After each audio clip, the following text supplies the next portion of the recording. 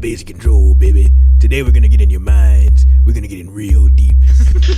Welcome to Basic Control, the show where we effectively break down various forms of media into relatable context, basically giving the control back to the viewers. My name is Aaron Ray, aka The Boss Ray, on social media. Feel free to follow me on Twitter, Instagram, and ArtStation. As for my co-host, Adrian, where can the people find you? At Kanye West. At 80K Lives bouncing off the fucking interweb. Follow us on Facebook at Poppy Guys Attack. Subscribe to us on YouTube at PG Attack. Download and stream on Audio Mac and SoundCloud. Or email us at pgattack@gmail.com. Any questions, comments, hypotheticals, or advice you'd like to see addressed on the show. First, we'll get into our icebreakers, our coverage on current events, and moving then into our main topic today being synergy, no lube. Finally spilling out into the hypothetical section where we let loose, crack open our creative sides, and dig into the rabbit hole. Recently I've been reading the DC books. It's how I've been spending my Wednesdays. When the Wednesday books come in, I take a little look, take a little gander. Been following their events. Comic books, for people who don't know what comic books are, they're little books with pictures in them, and people spend a lot of time making them, and not a lot of people buy them. But such is life. But I've been keeping up with what DC's been doing over there, and they got this event. It's called Dark Knight's Metal. It's basically ties into like a lot of the stuff that my man's writer Scott Snyder's been working on. And recently I think they're up to like issue number 2 of Dark Knight's Metal. Is like an ongoing event type book. When they have events, they'll have like the main book, but then they'll have like several tie-ins. I may or may not get to some of the tie-ins, but right now I've just been reading like the main books. So they got like cameos from like Sandman and some of the like older like characters like that.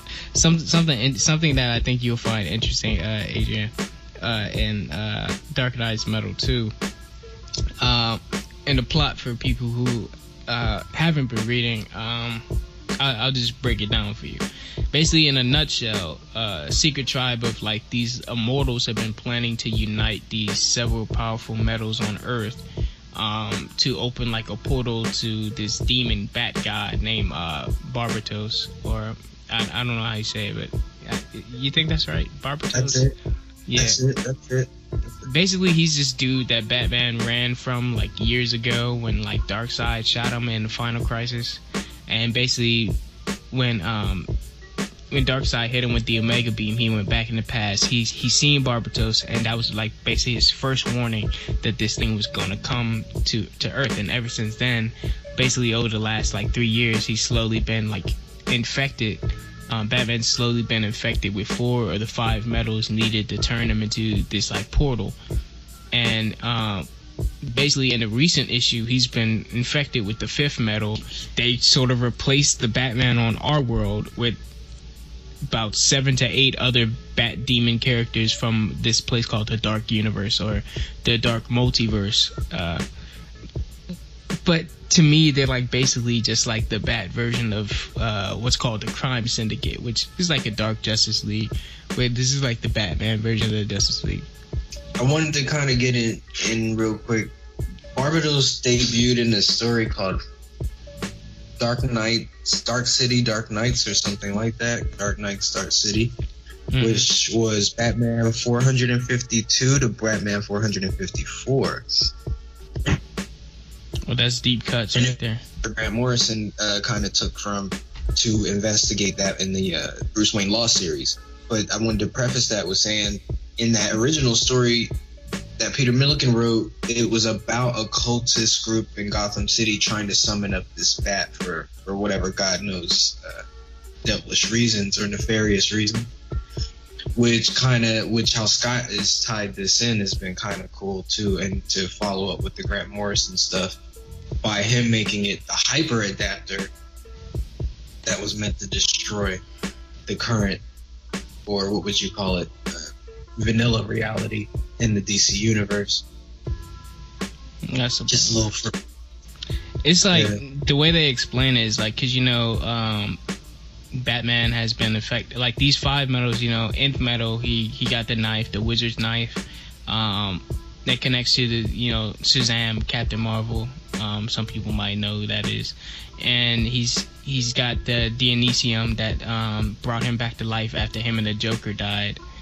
And then he's got some other stuff, but the final metal is called Batmanium, which I was like, all right, well now y'all done jumped the shark by naming like this metal after Batman, but they did the owls. And I could have sworn there's a real metal called Batmanium, but they just pulled that one out of nowhere, and I was like, all right, you got the nth metal, you got like the other metals and stuff. The one that he used to make his final machine, I think the plan was like to slowly infect him with that and then use his presence to replace him with his sort of dark counterpoint, which will be the dark Batman.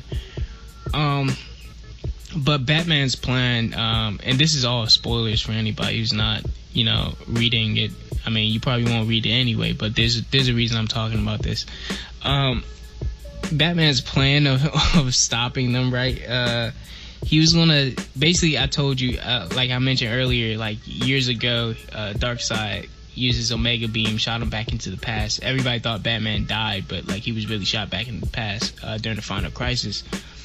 And but he eventually came back to the present. But when he did that, that was the first time he saw him, and that was also something that Batman's been thinking about for a long time.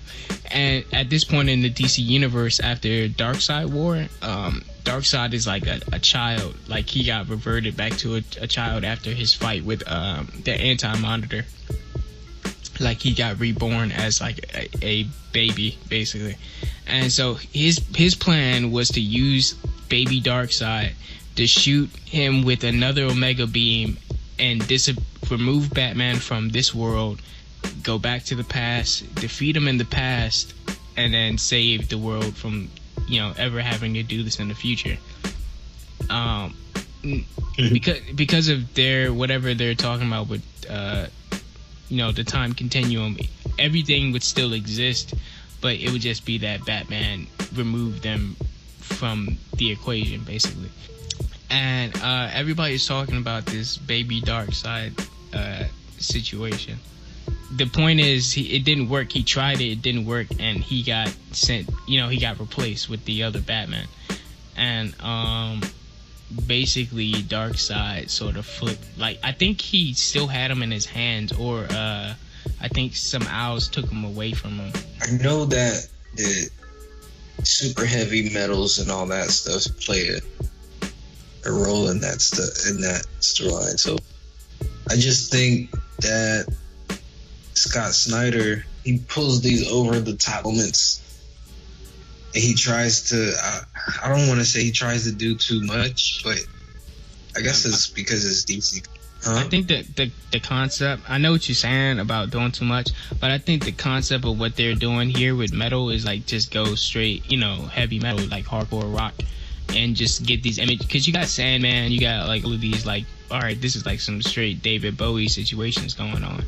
They want to go straight hardcore with it. They want to go like rock and all these other things. And the reason I'm bringing all of this up, this Darkseid and the baby and things, is people who don't read comics are like looking at the book covers and like, all right, what's going on? Why is Batman looking all gnarly on these covers with all this crazy rock imagery, hardcore heavy metal imagery?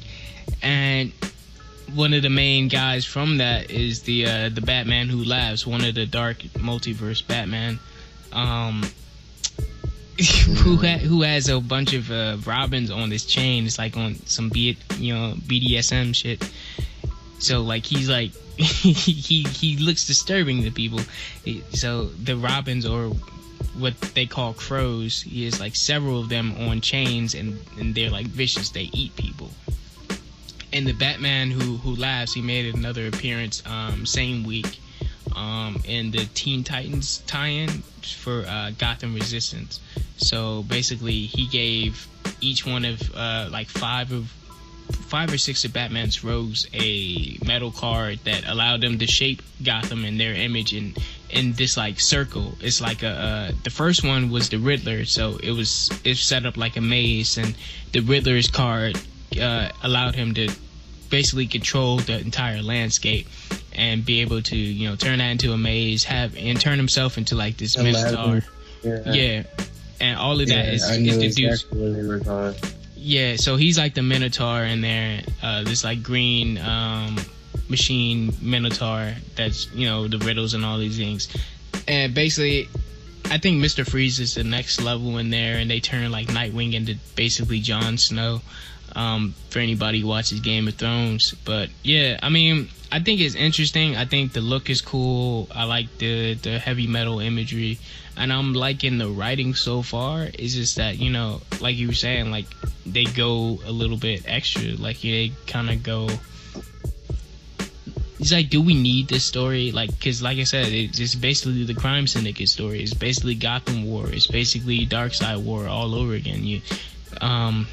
It's everything we've already seen, but like you're just doing it with like this rock imagery, which it makes me think that, like, you know, we don't really need this like at this time. It kind of really did come out of nowhere, and I mean, I get it. They wanted to have that. Let's bring in all these good old creators and pair them up with these new young writers, and just like go balls to the wall with something. But yeah, it kind of stopped the presses on everything, and you're just sitting here. For comics' sake, I get it. Just enjoy the fucking story and the ride. But again, Scott does too much in a way that Morrison is too esoteric at times. Yeah. You can at least write linear path, and you'll get the gist of it. But Scott just throws concept at you every storyline. Not that that's a bad thing, but it's like every issue Scott's trying to up himself. I mean, Capullo, he was saying, that's Greg Capullo for a lot of people who don't know. He's the artist on most of Scott's books. He was saying that like he's getting paid basically the same amount for basically more characters. Basically, he's drawing a lot more, you know, Superman, Batman, Wonder Woman, but he's still getting paid as if he's just drawing one issue with just Batman. So, like, you know, that's sort of an issue for him a little bit. And, you know, it brings up, you know, sort of the problem with working with, you know, Scott. And, you know, his idea of escalation and, all right, there's this and let's go bigger. And every arc, let me bring in Superman or whatever, and let me bring in, you know, all of these heavy concepts. I mean, it's cool because you know, Greg get to show off or whatever, but it's a lot of work, basically for the same amount of pay. This would be a lot of work. This is a lot of work, especially because it's Batman. I think that's where it kind of hits me in that. Very just, maybe because in the last 10 years I've been used to seeing Batman in sort of this dark, intimate, close quarter storylines, you know, sort of dealing with other things like Justice League related. But with Scott coming into the picture, you know, he did that All-Star Batman. The whole point of yeah, like I said, to add on your point, All-Star Batman, for people who don't know, is a series of comic books it's a series where Batman isn't in Gotham City at all. And any one of those issues, he's not in Gotham. It just takes him out of Gotham. He's in desert. He's in the city. He's in D.C., Washington, D.C. You know, just fighting different villains or, you know, on a mission that takes him outside. I think in recent comic books, there's a arc, the first Ally, he's in Miami.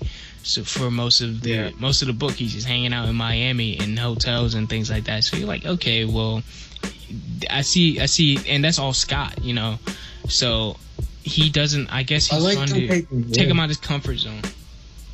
Yeah, taking risks with Batman is good too. Seeing him in all these different wild and fantastical elements, kind of akin to what Morrison wanted to do with the Batman Incorporated and things, and pay homage to Silver Age fun camp Batman. Just have some fun with that. This stuff every issue is just bigger than the last. And I understand Greg would feel that way. I mean, he left the main Batman title, but it's just that, like, he's still on this whole idea of escalation and Batman and this and that. I don't know what you just gotta get him out of. Yeah, gotta get him out of the whole Batman realm after a certain point, and just be like, all right, you gotta cleanse your palates, because you have these big ideas, and I think stuffing a lot of that into Batman, like having an entire Batman level Justice League, is like, I mean, for readers, I don't know if people want to keep seeing that, but I mean, like I said, I like the writing. Nothing wrong with the writing, nothing wrong with the imagery.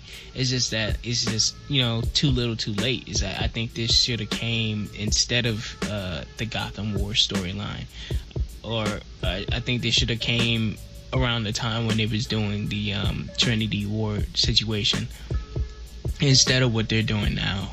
Yeah, I wonder, Scott, how he would do with this type of writing on another character, somebody who it would probably, I don't want to say feel more natural, because it kind of works. He makes it work with Batman, but by making this writing style stick with Batman, it's too big for Batman, I feel like. I mean, he even had to change characters for a whole arc, because the idea that he wanted to do probably didn't fit with Bruce Wayne. Let's put him in a mecha suit. Let's get Batman tank out here. Justice League fighting Batman on. Honestly, I would see super heavy, and that's sort of my thing. When he did, because there's an arc. Like, once again, people, if you don't read comics, just bear with us. But there's an arc in there that Scott Snyder wrote called Super Heavy, and he basically replaces Batman with Commissioner Gordon, and Commissioner Gordon ends up being Batman for like a whole, basically like half a year. Commissioner Gordon's in a costume with like this metal suit and all these other things, and like it was the most pointless arc, because after that they just went back to the status quo, and it affected nothing. Only thing it did was introduce like one or two new characters, and then established character Duke Thomas as a main member of maybe not the Bat family, but a Gotham character, a Gotham centric type character.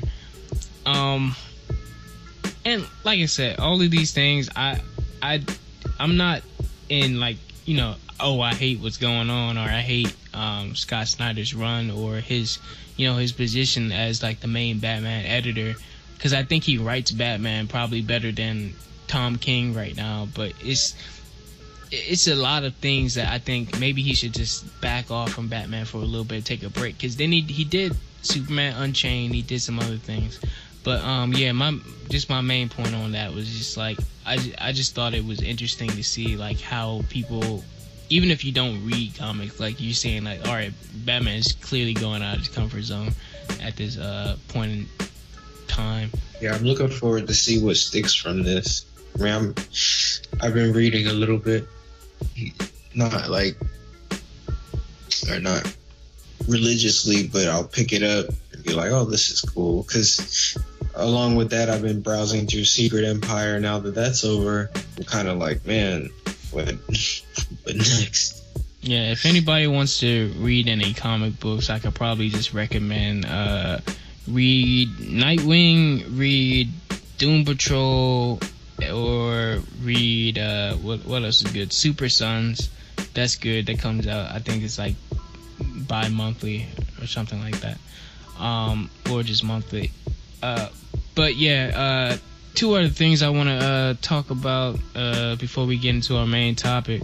We got new image from Miramax talking about Jamie Lee Curtis going to return to the Halloween franchise after could have sworn everybody thought she died in 4, so they're gonna come out with a new movie called Halloween, even though we already have Halloween and Halloween 2, and then we have the remake Halloween. Basically, we already have about 4 or 5 some odd Halloween franchises with different actors,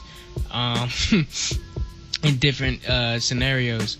Because you got the Rob Zombie, then you got the main universe, then you got the alternate universe, and all these other things. You got the ones with Busta Rhymes. You know what I'm saying? Like, all of that is non-canon no more once they come back with Jamie Lee Curtis, who is one of the main characters from the original 1, 2, and I think H2O. And for a lot of people don't like H2O, that, LL Cool J, this, that, and the third. I don't care what y'all say. With, Jamie Lee Curtis, Josh Hartnett, LL Cool J, all of them in there. And I love H2O. I think it's underrated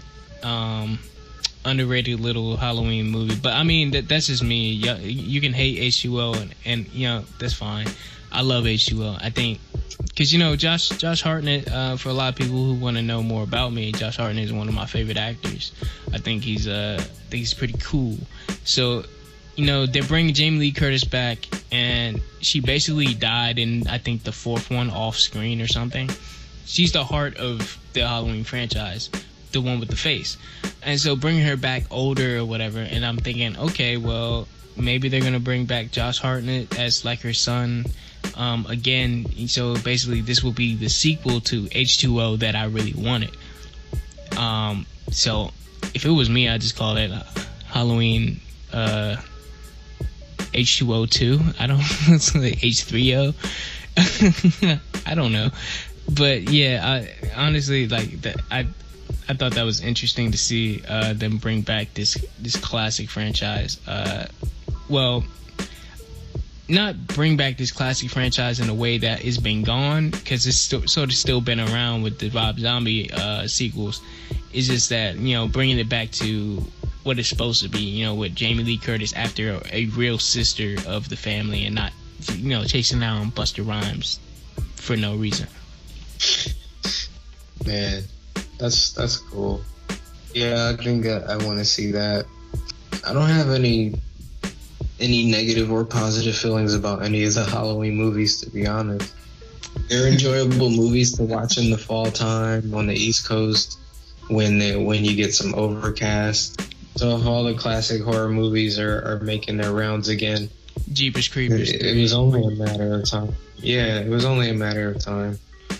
I suppose. Jigsaw, Jeepers Creepers 3, and then Chainsaw Massacre at the beginning or whatever, or the origin story. I think his name is Leatherface. Yeah, Leatherface, Jigsaw, Halloween. Yes.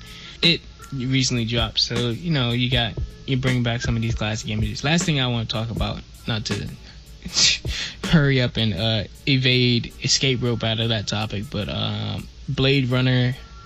We've already seen, or we've already talked about Nexus Dawn, the little prequel series to our upcoming Blade Runner sequel short film by Luke Scott. But now there's the director Denis Villeneuve. He said that there was going to be at least 3 to 4 other short film projects, and one of the ones that just got released, or information about it, or a trailer, was about Cowboy Bebop creator coming in and creating Blade Runner 2022, I think, and it's an animated prequel for that. It reminded me a lot of like the look of what they're going for is like a cross between like sort of like the Rebel soldiers and Star Wars mixed with like the look of Neo Tokyo and Akira. So it's kind of like a cross between that and a little bit I don't see a lot of. I mean, they have a lot of reference from the original films, but this is sort of like, it feels more different, more inherently Japanese, I guess. Shinichiro Watanabe, yeah. Yeah, so he's available for this project, and that only means there's about 1 or 2 yet to be revealed, because there's only about I think 3 to 4 projects that will be short films. Some people think this will be a full-time anime, and that is not the case. It's going to be a short film to accompany some of the other films that will lead up to this main sequel with Ryan Gosling and Harrison Ford. Basically, I think Harrison Ford is basically just here to kill another one of his classic characters, so people can stop asking him about the sequels. I guess he can die in peace. Knock on wood. But yeah, I feel strongly about this. I think this might be because we love here. We at Basic Control. We love extended media.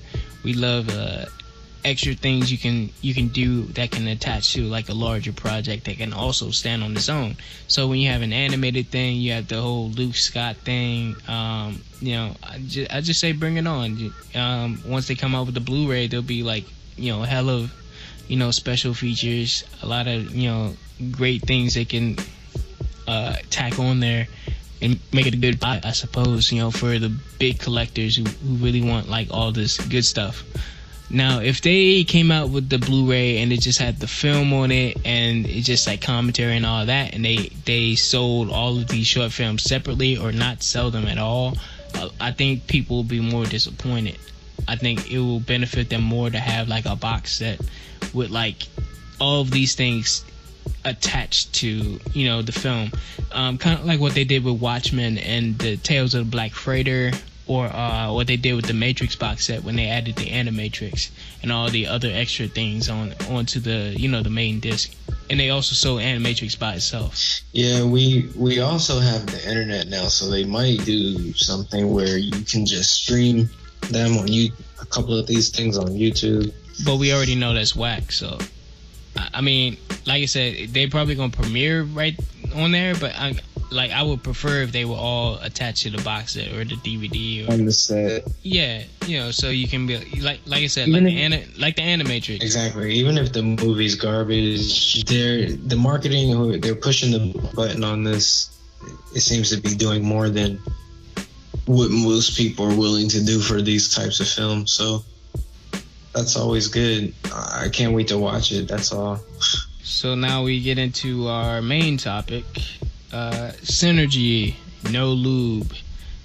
Today we'll be just briefly talking about what's going on with corporations. Basically, free discussion on how corporations are bending over creators and having it their way.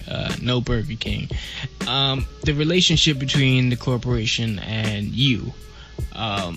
One such example in modern day times to help you get the tone, we got our CEO of basically Lucasfilms, or rather the Star Wars brand producer, Kathleen Kennedy, exerting a lot of control over these creators. We recently seen a couple months ago, she fired Lord and Chris Miller. They made the Lego movie. They made several other films together. I think 21 Jump Street, 22 Jump Street writing team, and it was their first directing job for this regime over there, this First Order basically.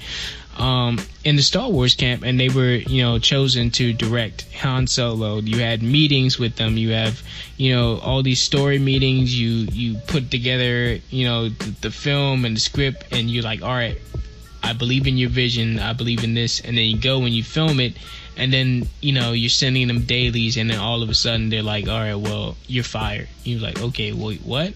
Like when we was at the sessions and I was telling you my vision for the film, like you wasn't like we have creative differences after I've filmed this film. Like I've been on this film for about 18 months.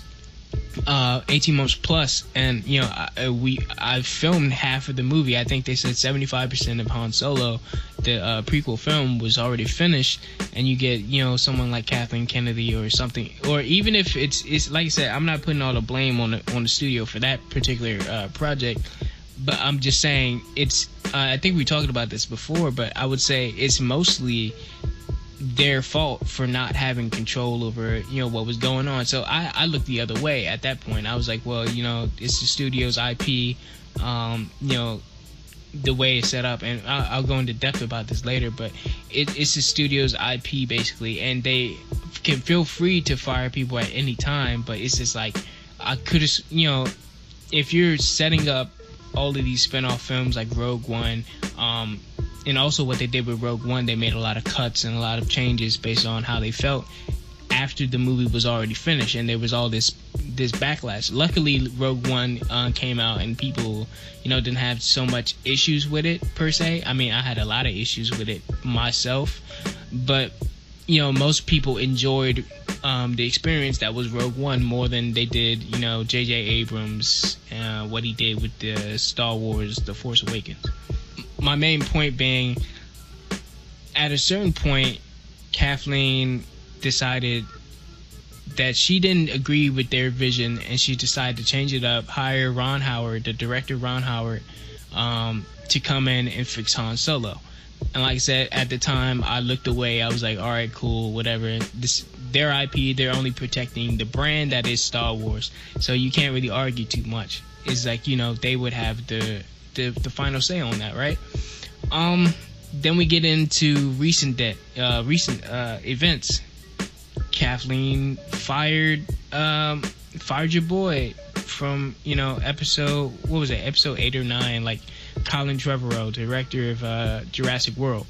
This man has been promoting this movie. He's been talking about this movie. He's been completing a lot of things for this film, and then you're just gonna fire them at this point. And it's a weird situation where I think they're not playing no more. Like they're just firing anybody who doesn't agree with whatever their vision is, regardless of what point their discussions are at. And I think that's sort of way more troubling sign of the relationship between the studio and you. Yeah, that's crazy because episode 9, I don't know if they began filming it yet but they were just like, nah, the project has changed. And that happens often when you get into these sort of work for hire situations where you could be working on something for a very long time, and then somebody like Kathleen or a producer one day comes in and says, hey, we changing direction. I'm sorry, but like when I think about it, we've been having story. I mean, when I say we, I mean if I was Colin Trevorrow, I would say, look, we've been having story meetings. I've been coming to you with this. I've been coming to you with that. I can finish the script, and like now we have creative differences. When I tell you my vision for what's going on, it's like you don't respect, what we're doing, and we're going to disagree, and then you're going to fire me for that, and you're going to try to replace. I think they said they're replacing him with J.J. Abrams again. I was like, all right, yeah, it's back to what we've already seen. No, Abrams is in here with Chris Terrio to co-write the film, episode 9. Well, I feel like Disney or Marvel, they don't, honestly, I don't feel as if these writers and directors are safe, and what they're creating, I think they have to adhere more to what the studio wants from them. And like I said, I was going to explain it's sort of a dichotomy, or sort of a hierarchy between the studio IP. Like, all right, the studio owns the IP, the studio owns basically the equipment, the distribute. They own everything, but you own nothing. You come in owning nothing, and like they can take that away from you at any time. And working for big studios like that, that's gotta suck. It's gotta suck to have somebody have the final say over what you do. You get called in as work for hire. You pretty much don't have any rights over whatever it is they have you working on anyway. And it's cool if you're one of the people who gets to ride the train until the end, and then celebrate with them. But it's gotta definitely, like you said, it's gotta definitely suck to be there most of the time and then get cut sometime midway through because of whatever changes. These are just the big changes we hear about. We don't hear about like little camera people, people. We just hear.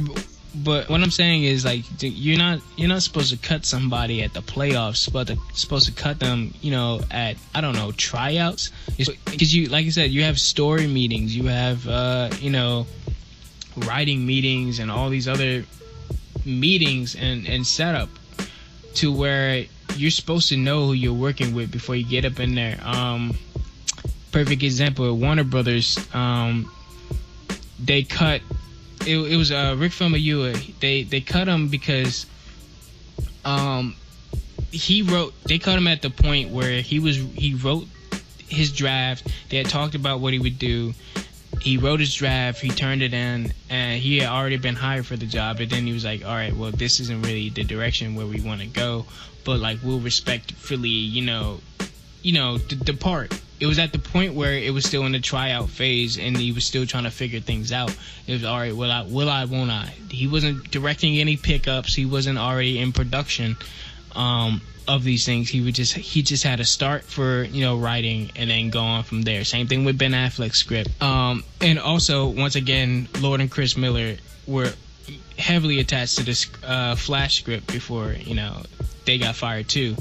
So the thing with them in Star Wars, I kind of, like I said, I'm probably not going to be on their side too heavy, but I do say, when it gets to certain points that's late in the game, if we're at the playoffs and then you're like, nah, we don't need you, like, I don't like your shooting style. I'm like, bro, like, we got already out here. You could have told me this, a simple phone call would suffice. And like, you know what I'm saying? You could have told me back then that you didn't, you know what I'm saying?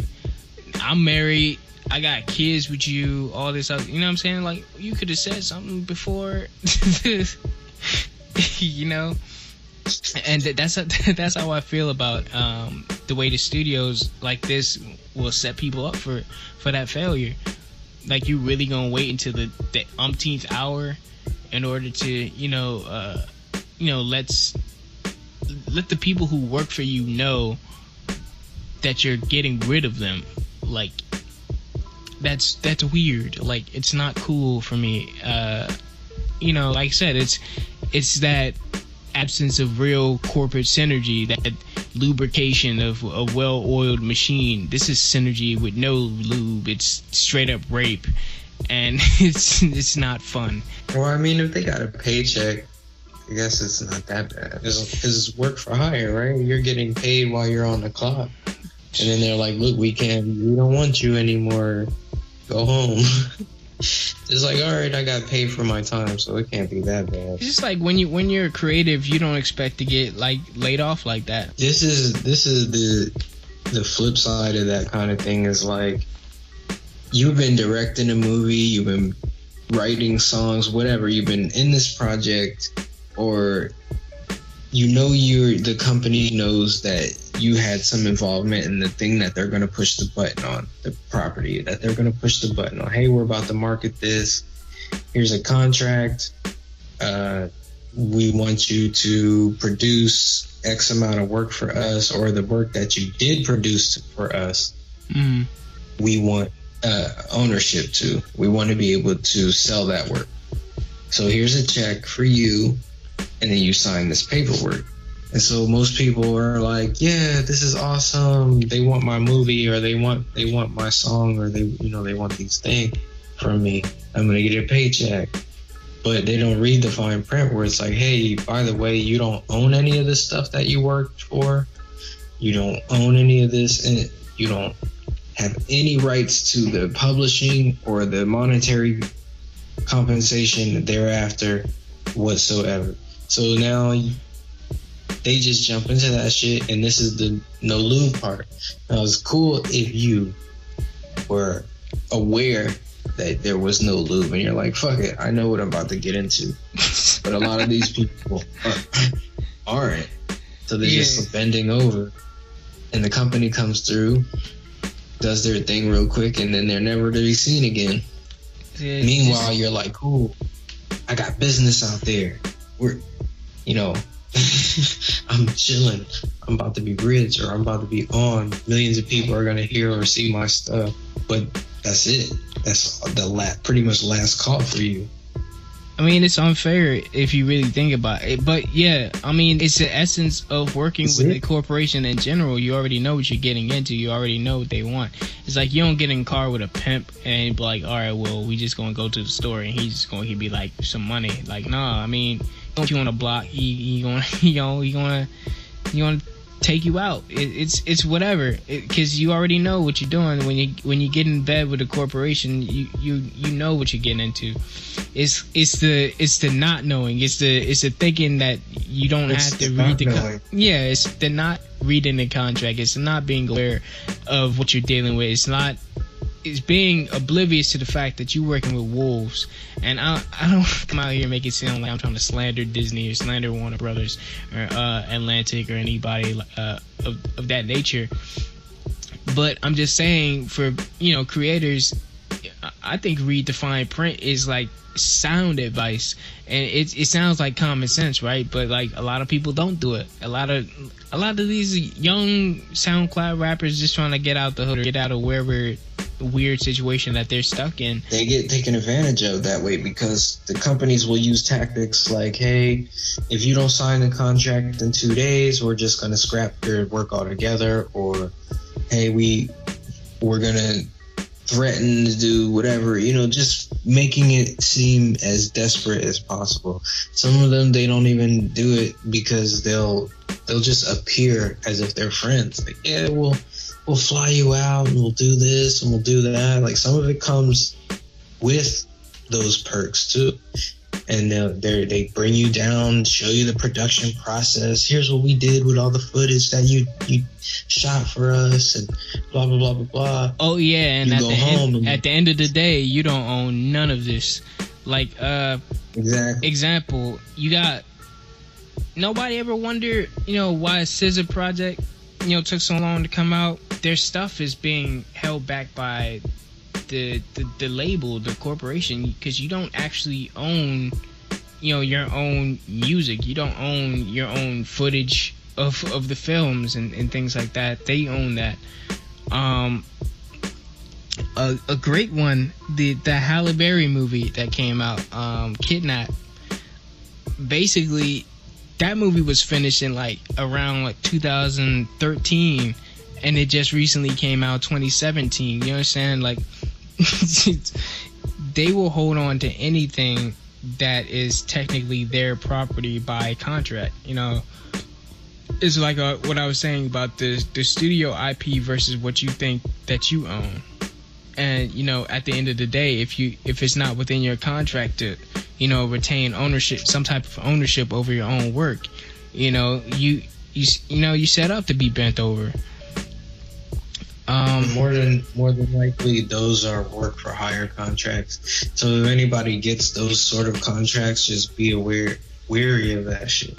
Like you said, read the fine print is probably the best thing. If you know the limitations of your contract, that's probably the key thing to take with you. Knowing the limitation, knowing what's going to happen with it. It's like, all right, I don't get control of this, that, and the third. It's being blindsided that really hurts a lot of people in the long run, especially when it comes to a big project like Star Wars, and the fact that they can take you off that at any moment, and then you have no control over the things that you've already filmed. They wasted your time, and you put you back at they had you on the street basically. You have to be aware too that the project may not even look or appear like anything you did. Any of the work that you put into that project might not be visible at the end of it. And you got to be ready to accept that. Okay, they changed everything. Okay. It doesn't, your name's no longer on it. Or they took me off the whole project, huh? They, there's some people, oh my lord, ask any actor who's just started out or something. They'll shoot entire scenes that won't make it won't make the movie at all. They cut a whole character out the movie. And I understand that. That's cool for story reasons, but you gotta understand that's part of the game. That's part of what you win. And if you're unaware of that, you're gonna get hurt. You're gonna be like, okay, wow, I feel violated. I feel like I just got thrown for a loop just now, and it's not clean. It's not gonna work that way if you're not aware of what type of situation you're getting into. Even though here's like sort of the flip side. Like I said, with this, you feel like you're safe, right? You filmed 75% of the movie. You know, you're getting your vision. You're getting, you know, all these things out with minimal, you know, interference. But like I said, the flip side, it's not cool of them to come in at the umpteenth hour and then say, all right, we trying to change this. Rogue One, they had already filmed most of the movie, and then they had to go back and change the ending. They had to change this, that, and the third. Like, y'all didn't read the script. Y'all didn't see, you know, what was working here or there. I mean, I understand reshoots are a part of the process, but like the types of reshoots that y'all, you know, that they done for some of these movies, not just Star Wars, just movies in general. Sometimes you take out the entire essence of what the movie is supposed to be, or the direction that it was going. You know, I'm glad you just said that. I want to bring something up about that.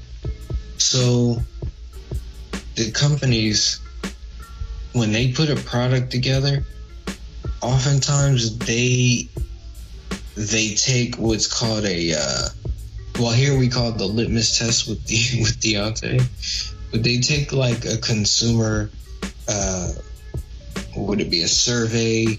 You watch the movie, focus group testing. Yeah, you sit down with a bunch of people, and they test the emotional reactions of these people, make them sign these contracts that they can't say anything, and they'll watch the movie, or they'll listen to the music, or anything. They'll just view it over and over and over and over, and they'll say, well, this isn't working on this scene, this isn't working on this scene, we have to sell this, we have to sell that. So they'll go back and recut a lot. That's where reshoots and lots of different things come in. And that too can be a scary thing, because at this point it becomes a hydra. Your movie or your product is not emotional. It's not emotionally stable anymore. It's a thing that's just meant to be a product. You're trying to get the best product to sell to a multitude of people and not sell the actual story. So you often get cuts where shit happens in the movie that makes no sense character-wise, or like, well, why did they do that? It's because more than likely they were trying to achieve a certain emotional impact to sell it further, versus genuine what would happen in a story. And I think good example of that, Suicide Squad. A lot of movies. Oh yeah. Because I want to use a specific example so people understand what I'm talking about. Because there's a lot of things like the relationship between the Joker and Harley Quinn and things like that were written into the film, or not even written, because there's a lot of things that Ayer, because of his process, he makes the actors learn as much as they can about their characters and sort of embody their characters enough to develop dialogue themselves. So he doesn't really so much develop dialogue, or, you know, story-driven dialogue or between characters, interactions, but it's more so whatever they feel that their character would say to one another based on their backstories, based on their feelings in the scene. So he'll have a lot of scenes that will connect to basically the script or whatever, or basically what's going on in the moment. And then based on the finished product, he went back and, you know, based on those tests, he had to cut some scenes out and then, you know, recut or replace certain moments with other things. The problem with relying on those tests and then not having a this sort of gets into writing a little bit, but and not having sort of a structure like that, like a strong structure behind it, and you start taking out the building blocks of what was making the first thing work, everything else falls apart. So now you have scenes that are in your film that don't connect to anything. You're introducing concepts in your film that don't connect to anything. And that all comes from, you know, the studio trying to adhere to a certain feel or a certain vibe. The whole vibe from the first Suicide Squad trailer is completely different from, you know, after, you know, the bubbly, because once they dropped the first Queen trailer, it wasn't so much lighter. It was just that people responded to that differently, and then it was like, okay, now the whole thing has to be like this way. And once again, the film wasn't done at the point, and you know, they kept adding things, and then they had to go back for reshoots, and then, you know, there you have it, trying to cut a film together based off of, you know, the reaction of things without actually having a strong body of, you know, structure behind it. You cut out the framework, yeah, and oftentimes you'll see plots, like you said earlier, plots that don't connect to anything, or character concepts will come in, or whole questions will be in movies where they never get answered. Amazing Spider-Man 2 was good for that. And in music, sometimes you would see, okay, I'll drop a verse to a song, and then, but you know, the studio will own my verse basically, and I'm thinking when they drop the song, my verse is gonna be on the song. They cut my entire verse out. They put, like, I don't know, Lil Wayne on there, or they put, like, I don't know, they, you know, Ty Dolla $ign as the hook at where I was supposed to rap at. And I'm like, all right, cool, well, I got cut out, so what you gonna do my verse? And they end up releasing my verse on whatever upcoming rapper they have under their banner. Now my verse is on somebody random album that I've never met. And you know, it's like, okay, wow, I didn't know I was a part of this situation now. But you know, I don't own my own creations, you know, at this point. I'm a part of a larger thing because, you know, the contract that I signed. And it's too that you don't know what type of stuff they'll have your work in either, because it might be something that you don't want representing your brand. You're like, oh, now my verse or my footage is in this type of movie, or they cut it in such a way where it's not about what I've been telling everybody. It's about prostitution. That's not what we said it was about. It's like, so you get into this whole. It's like when James Blunt was talking about "You're Beautiful," and it's all about like the meaning of the song versus how it was marketed and how people took it. But there's also I guess it's worse for songwriters because they'll write a song. I mean, I guess it's easier for producers. You know, I mean, at the end of the day, your beat is getting used and you got paid. So it's not so much bad. But like for songwriters, there's I know I was watching the Defiant Ones and they were talking about how Jimmy Iovine got that song. Basically a lot of other songs belong to other artists, and he ended up, you know, for lack of a better term, finessing it out of their hands into somebody else's hands, and then you know, that song blows up, but it's not your song anymore, you know. You know, Rihanna, there's a lot of songs written for Rihanna that end up in other people's hands, or a lot of songs written for Beyonce. Like Beyonce's like the most famous one, where songs will be written for Beyonce that end up in somebody else's hands, and that song will blow up. Or like Beyonce's entire, I think the Beyonce album, I think all of those beats from Boots was from Boots' own project, but like I think he had sold that to the studio, sold it to Beyonce, and you know, his whole project became hers after that. Yeah, that happened to recently. There was a record. I don't know if it was Beyonce or no, it wasn't Beyonce, but there was a record that came out, and the DJ Khaled, you brought up Rihanna or something, but this record belonged to somebody else. It was meant to be a Beyonce record or something. Ended up in Rihanna's hands, or that happens all the time. But you also, that can happen in any entertainment field, I believe. Like, yeah, once your material is owned by the company, they'll do. It can go anywhere. It can be changed into anything. And that's kind of what you have to be aware of in the fine print. And also having your relationships right. Get relationships with people that you're working with in these situations. People a little bit higher, if not with a little bit more clout, because they'll be the ones to kind of save you in these situations. Like, no, we'll keep him on the project, him or her on the project. I don't know. Lot of stuff. I don't know how close some people are getting to Kathleen Kennedy and things like that, but she's definitely firing all of these dudes JJ that don't go against her. made himself. Yeah, JJ obviously fired himself with Kathleen. Well, I mean, he made them some money, but let JJ pull that Super 8. Let JJ actually go outside of the norm and start doing like what he feels like, because JJ is the reboot doctor. You know what I'm saying? He has the magic touch. He did it with Star Trek. He did it with Star Wars. Despite what people may feel about Force Awakens, he's proven himself to be a success. So if Kathleen goes against what he feels like will be the right thing or the Star Wars thing to do, she will be contradicting herself. So he set up, like I said, he may have set himself up in a way where she sees him as a way to do that. But if he acts against what she may see as the right thing to do or the right direction or the company way to go, it turns into a moot point, because like he's proven himself already.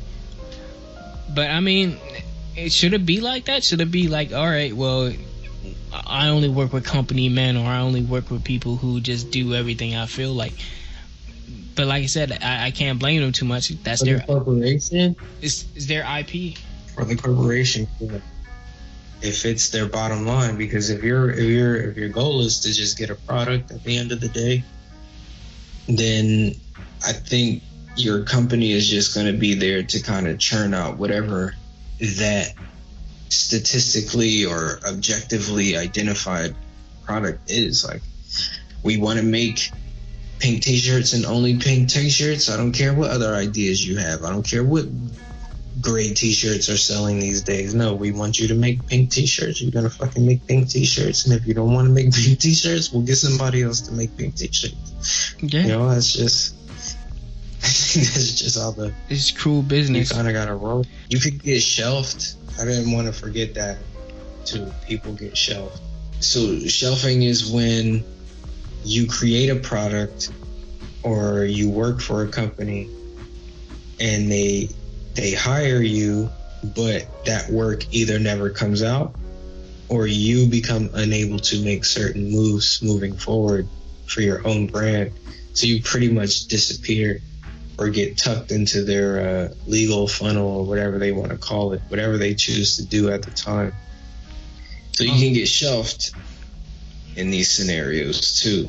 I think YouTube, not on shelving, but I think YouTube is very much a place for, where the company can really turn against you in a certain type of way, where he's like, all right, well, I thought we had a lucrative, situation going on, but I don't hit a certain mark, and then now, like, my ad rev is coming back in a certain type of way, and I'm like, all right, I'm looking to YouTube for some help, and now it's turning against me. So like a lot of animators moved away from YouTube because it wasn't beneficial for what they were doing. They weren't getting paid how much they were supposed to be getting paid, and so they moved away from YouTube and went into more Patreon. Now that they have YouTube Red, I'm hearing that the YouTube Red the subscription is sort of being able to pay for people with a more steadier income. If you have a YouTube Red show or channel, I hear that it's more steadier pay, and it's bringing more people into wanting to make a YouTube Red account. But I think it's harder to get people to apply to or adhere to the idea of, okay, I have to pay for YouTube, and YouTube's been free for so many years because it's supposed to be YouTube. It's supposed to be us making content for ourselves, and then now we gotta pay to look at content that we made. There's servers that need to be paid for and shit like that, but the point with that, I think, is the fact that once a centralized company becomes the sole proprietor or hub for your content, then these things get a little bit iffy, because you have to deal with digital rights management, you have to deal with how the company pays out, you have to deal with their licensing terms and policies, and it's no longer yours once you post it on that website. I tell people that a lot about Facebook too. When you post something there, it's kind of public domain unless you've copywritten, trademarked whatever it is you posted there. Right. It's up for grabs. That's kind of what I want to talk about when we get into our hypothetical, because I was thinking, because we were talking about shelving, right? And when you have this issue of, okay, the company is starting to overstep its boundaries and sort of like push out the creative part of what we do and start, taking control of, our intellectual property per se, because we're a part of that in our contract. And he's like, all right, so how do you avoid that? How do you get outside of, that control? And I was thinking like, all right, I'm a musician, I'm an R&B singer or something like that, and my album isn't being put out or something, or I have a TV show and they're not releasing my TV show, Powerless. DC had a TV show with Vanessa Hudgens called Powerless, and granted the show probably wasn't that good, but they recorded all of the episodes. They, the studio had, option for all these episodes. They made all the episodes and they canceled it after like showing like only 3 episodes at a time. And then after that they didn't show any more episodes. So they brought the show to their streaming platform, which was outside of the problem. So what I was thinking, when animators, we usually move to Patreon, to avoid that control. So now we're independent. Chance the Rapper, he had proven that you can be independent to a certain degree and still be able to operate without having somebody keep your project from coming out. A lot of people are realizing that if they have their own app, if they have their own service out there, or if they have their own control over their distribution or direct sources like Patreon or Kickstarter or something like that, they have control over what they put out in their image and their own IP, and they don't have to worry about someone kicking them off their own, off their own boat, basically. So like I said, we were thinking about shelving, and I was like, well, the best way to avoid that is, going for that. Instead of like working with a YouTube Red, where you want your subscribers to subscribe to YouTube Red or something like that to boost your ratings, you might want to consider getting a Patreon or having a Kickstarter or some type of other way. I understand YouTube Red has a consistent income. It's salary based, so you really get a consistent income that will come in, but Patreon is more direct. So if you really have a following, Patreon can give you. Why do I sound like I'm promoting Patreon? I don't want to sound like that. So I'm gonna just cancel that whole conversation about Patreon. But basically, any type of situation. Patreon, if y'all want to give us the bag. Yeah, Patreon. If you do want to give us the bag, we will promote Patreon. Audible.com. No, let me stop. But basically, any type of thing where you feel like you have more control at a certain site, or even if, like I said, you start your own app. As creatives, if we're put into a situation where we're like, I don't know, like pressured by a taller organization, people who you feel like has more power than you, you really got to examine if that power situation is something you want and you're aware of. If you're sitting up there and you're like, all right, I want to buy a house for my mom with the money that I'm gonna get from this deal I'm about to sign, make sure that deal can get you what you desire out of it. If you think that, all right, I'm gonna sign this deal and I'm gonna sell my idea, probably not even in entertainment, or maybe just like a patent, selling a patent to a company, and you think you're going to get like a certain amount of royalties from that. Make sure that your numbers are adding up in the contract. Make sure that your control is adding up. You don't want to end up like the Bill Finger estate or the Joe Shuster estate, and you gotta badger DC about getting the rights for your character, or getting royalties for characters that belong to you, or not even on the character front, on like IP. Like if you sell your idea to a company, or you sell your movie, you might want to make sure that you still have your control of what you do. You don't want to sell something to a company and then next thing you know they're using it in a way that you didn't prescribe to, some that you didn't realize was a part of the contract. You don't want to be working on a I don't know, Star Wars, Han Solo, anything like that, and then have them fire you and then be surprised that they fired you. So I mean, it's not all a creator's fault, but it is your responsibility to know like whose bed you're getting in with. Like you get in bed with a big studio company like Lucas or Disney, you might want to re-examine your position in this, or what type of power they hope to have over what you do. Save your paychecks, kiddies. Any work you do in the entertainment business or anything, save your paychecks, because all that rights and royalties sounds good, but it's not guaranteed, man. Meet people, collaborate, make relationships, save your pennies. Because what Tyler made a song about is say keep the O's. You never know when it's over. That contract is gonna be up. They might not use your shit. You at least got something until you get the next one that keeps you going, Because best believe if we work with one company or you got paid for one thing, that another is down the pipeline. A lot of people get scared into working again by these companies because they take all their shit. I mean, you never want to be caught with your pants down when one of these companies like preying on you. It honestly, it comes from lack of experience sometimes. Where I think we were discussing this as the main point is they will prey on what you don't know. Like what you don't know can be used as a weapon against you. Oh, you didn't go to law school? Okay. Oh, you never made a movie, huh? It's time to lowball this dude. Like, okay, so you never made put out a studio album. Okay, time to take advantage of that.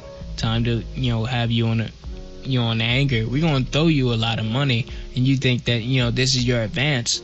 We don't tell you that you gotta pay back your advance. You know what I'm saying? With your album sales, you end up signing. Recoups. Yeah, you think you about to get $1 million deal, but that's $1 million like student loan basically, and you gotta pay all that back. With your own money. So yeah, I mean, these companies they will prey on what you don't understand or don't know. That's a tool for them to get more IPs and get more content without actually having to work for it themselves. And like I said, not everybody's out there with like stroking a white cat with a claw hand. Like it's not everybody's a bad guy in this situation. However, be aware what type of situation you're getting into, and be aware of like what type of world you're stepping into. It's my final thoughts. Yeah, I pretty much said just save your money and build some relationships, because that's what's ultimately going to save you. And I think that was Basic Control. So will we effectively break down various forms of media into relatable context, basically giving the control back to the viewers. My name is Aaron Ray, aka The Boss Ray, on social media. Feel free to follow me on Twitter, Instagram, and ArtStation. As for my co-host, Adrian, where can the people find you? At at the Signs, aka bouncing off the intervals. You can follow us on Twitter at Poppy Guys Attack. You can find us on Facebook at Poppy Guys Attack. Subscribe to us on YouTube at PG Attack, or email us at pgattack@gmail.com. Any questions, comments, hypothetical, or advice you would like to see addressed on the show. You should also check out the music show should have been on. Follow my man's Yeshua Black at Yeshua_Black, and you might if you're creative, you might want to tell your story on the Should Have Been On podcast, because they're good for that. Over here, we just gonna roast you. We just gonna roast you. Yeah. Don't come over here. Don't come over here. Looking at No, but seriously, if anybody has any questions about how to engage media companies, because that's a big thing too, like, feel free to comment, find Aaron on Twitter, one of us, please, because it's important. Also, like I said, like we're not like everybody else. Like, if you want to link up and you think that you have an idea, like, we'll definitely help you with that. It's all about that free collaboration, and I think creators are stronger together than apart. Like, we usually are forwarded, turned against each other by like corporations, like that. So they don't want us to come together and be a thing or a collective. Perfect example of like a website like newgrounds.com is like nothing but for creators by creators. That's what YouTube used to be before it became the company. But Newgrounds, as it stands, is something like that, where you can have control over what you put out, and then Newgrounds isn't really asking for much, just to host it and be that hub for you. So having places like that is good. But once again, creators looking out for creators. Follow us on Poppy Guys Attack, Audio Mac, all of that jazz. Bang, bang, bang.